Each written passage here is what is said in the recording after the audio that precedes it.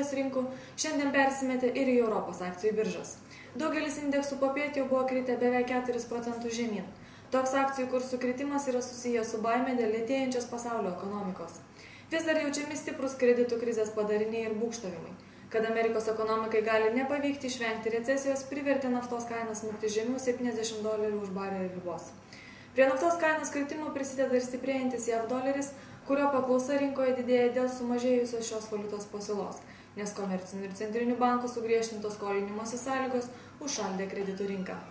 Neigiamos investuotojų nuotaikos Europos akcijų fronte paveikė ir Baltijos regiono akcijų kainas.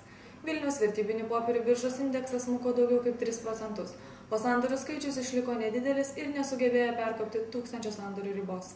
Didžiausio investuotojų dėmesio šiandien susilaukė tik 3 pozicijos – TEO LT, Ūkio banko ir Lifosos, kurių akcijų kursai smigo žemyn atitinkamai nuo 5 iki 8%. Jau 3 dieną iš eilės Vilniaus vertybinių popierių biržoje yra jaučiamas investuotojų pasyvumas, o prekybos tendencijas daugiausia lemia naujienos iš pasaulio akcijų rinkų.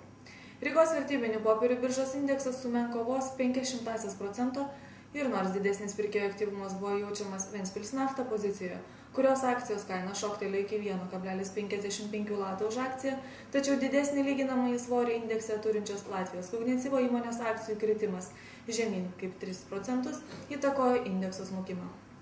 Iš viso biržoje buvo sudaryti 109 sandoriai, o akcijų apyvarta perkopė 73 000 latų ribą. Talino vertybinių popierių biržos indeksas nukrito daugiau kaip 3%, o bendra akcijų apyvarta tiesiekė 366 000 eurų. Didesnių investuotojų susidomėjimo susilaukusių Tallinn Group ir Olympic Entertainment Group pozicijose dominavo pardavėjai, kurie numušė šių įmonių akcijų kainas virš 5%. Šiandieną naujienų tiek, kylančių jums rinkų.